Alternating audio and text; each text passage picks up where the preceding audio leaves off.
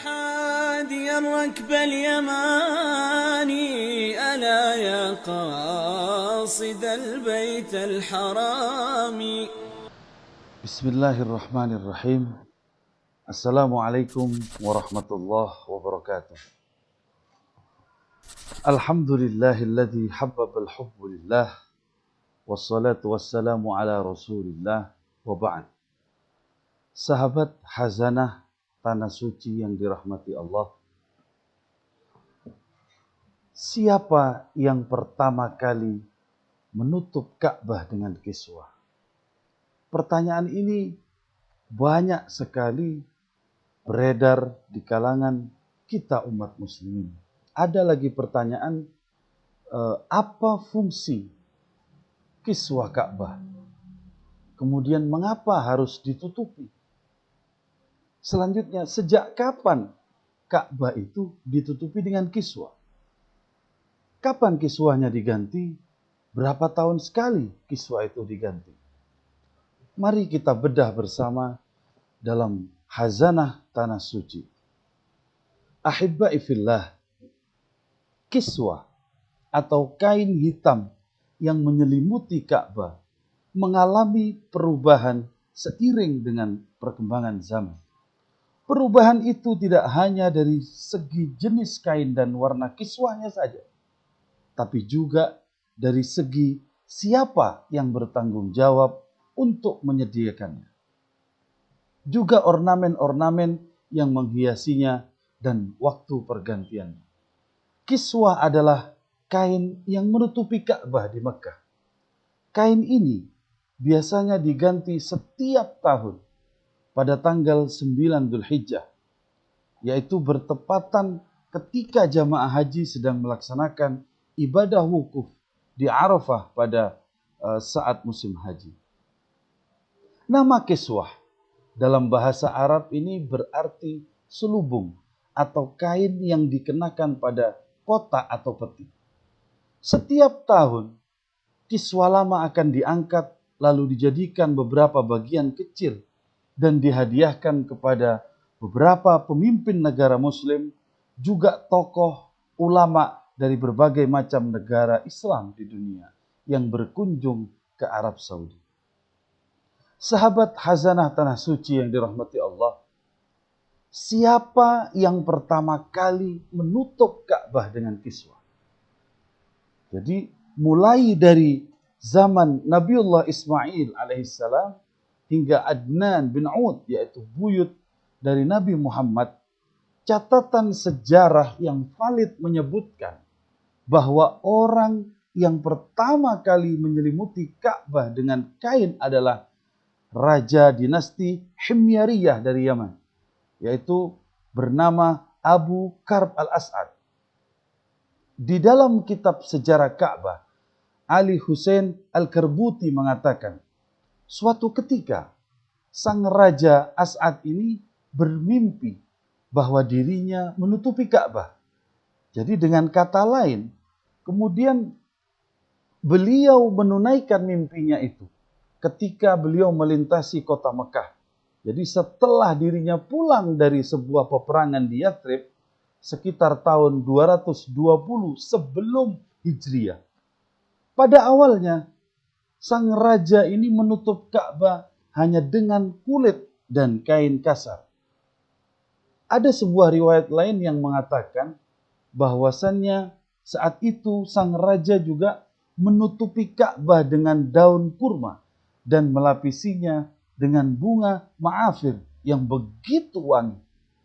Namun karena sang raja khawatir kiswah tersebut akan membebani bangunan Ka'bah, maka beliau menggantinya dengan kain yang dijahit dari Yaman. Pada tahun-tahun berikutnya, orang-orang kemudian berbondong-bondong menghadiahi Ka'bah dengan kain atau kiswah. Dari kain itulah kiswah Ka'bah diambil. Jika satu kain rusak, maka akan diganti dengan kain-kain yang lainnya. Karena mereka menganggap memasang kiswah sebagai tugas religi, tugas agama, dan tugas kehormatan yang sangat besar. Sahabat khazanah tanah suci, hayakumullah. Kebijakan terkait kiswah Ka'bah berubah ketika Qusay bin Kilab, yaitu buyut Rasulullah SAW, memimpin kota Mekah. Qusay mengatakan, dan beliau saat itu mengadakan yang namanya tabarruat atau urunan kepada tiap-tiap suku yang ada di kota Mekah untuk membeli kiswah Ka'bah setiap tahunnya. Maka kebijakan ini kemudian dilanjutkan oleh anak cucunya. Adapun orang yang pertama kali menutup Ka'bah dengan kain yang berbahan sutra adalah Khalid bin Ja'far bin Kilab. Menurut Muhammad Abdul Hamid Asy-Syarqawi dalam kitabnya Ka'bah Rahasia Kiblat Dunia, beliau mengatakan, perempuan pertama yang membuat dan menyelimuti Ka'bah dengan sutra adalah Natilah binti Hibban. Siapa Natilah binti Hibban? Beliau adalah ibunda dari Abbas bin Abdul Muttalib. Dikisahkan ketika itu Abbas bin Abdul Muttalib atau paman dari Rasulullah SAW tersesat. Dan Natilah sang ibunda bernazar ketika anaknya ditemukan, maka dia akan menutup Ka'bah dengan sutra.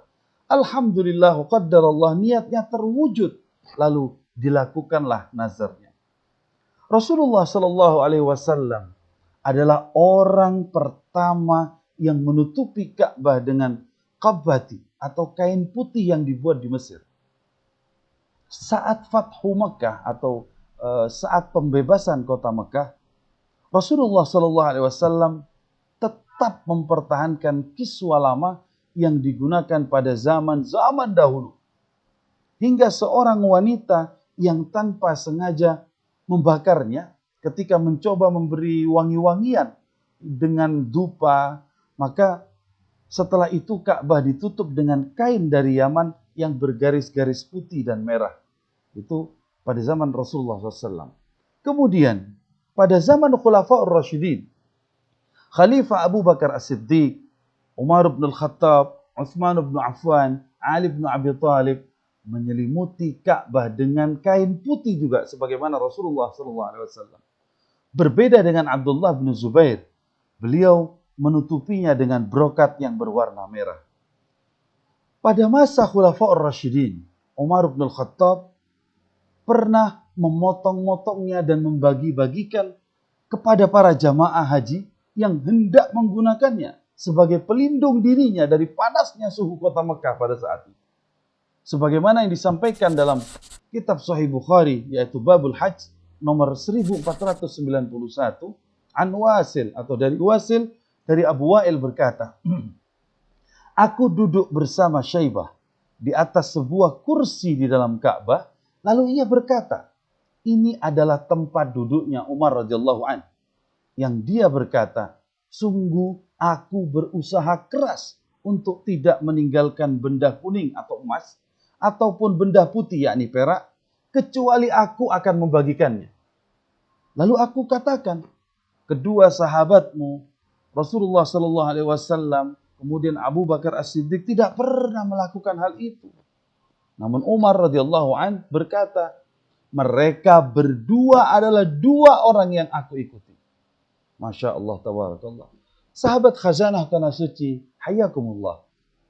Setelah Khulafaur Rasyidin, pada era dinasti Bani Umayyah, kain kiswah yang baru diletakkan di atas kain yang lama, sehingga bertumpuk-tumpuk.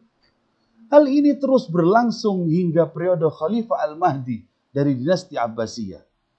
Karena Khalifah Al-Mahdi khawatir kain-kain tersebut akan membebani bangunan Ka'bah. Kemudian beliau memerintahkan untuk melepaskan kain-kain kiswah yang lama dan menggantinya dengan yang baru setiap tahunnya.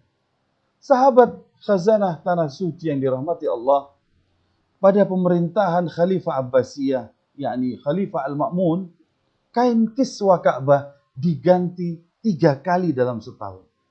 Yang pertama, kain yang diganti adalah kiswah yang berwarna merah pada hari Tarwiyah, yaitu saat musim haji. Kedua, diganti menjadi al-qabati atau putih pada bulan ke-7 dari bulan Hijriah, yakni pada bulan Rajab. Yang ketiga atau yang terakhir diganti dengan sutra putih pada tanggal 27 Ramadan. Adapun Khalifah An-Nasir dari dinasti Abbasiyah, beliau pernah mengubah warna kain kiswa ini menjadi hijau. Namun pada masa-masa akhir Khalifah dinasti Abbasiyah memilih sutra berwarna hitam sebagai kiswah. Karena apa? Karena awet dan tahan lama.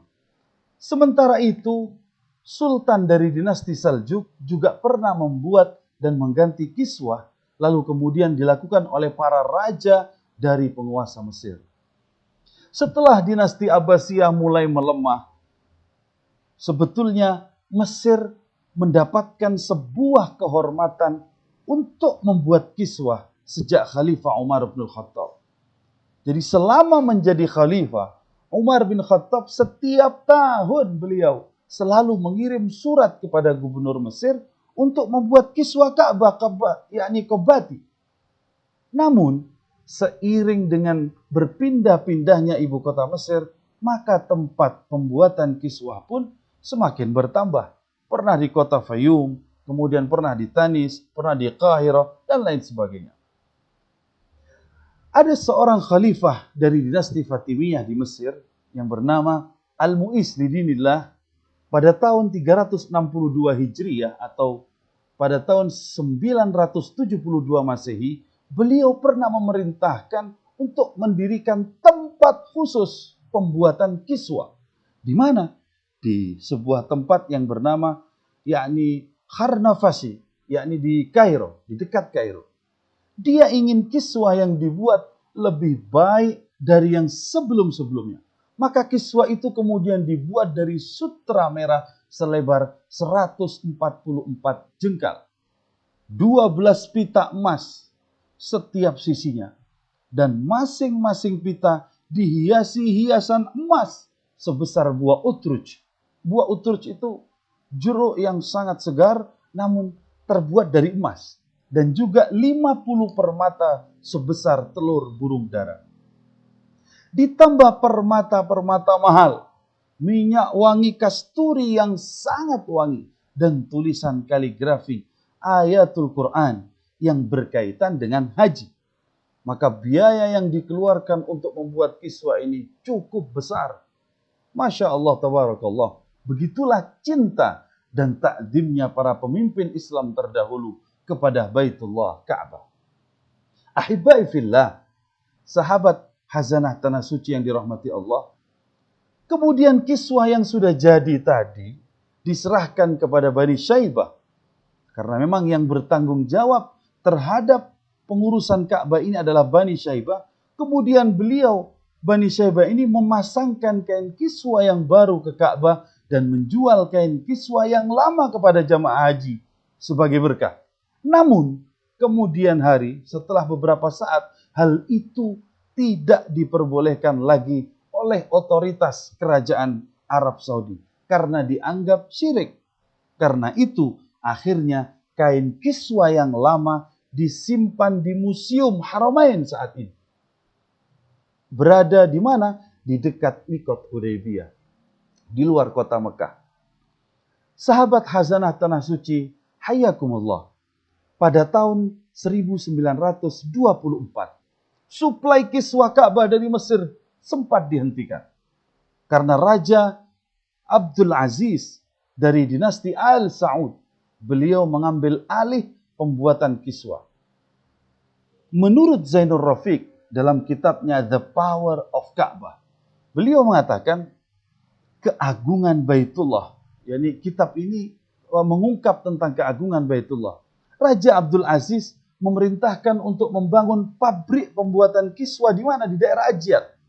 Daerah Ajyad ini sebuah daerah dekat dengan Masjidil Haram. Disinilah kiswah pertama kali di era kerajaan Saudi diproduksi di Mekah, yaitu pada tahun 1926. Kemudian produksi kiswah itu dipindah ke daerah Ummul Jud.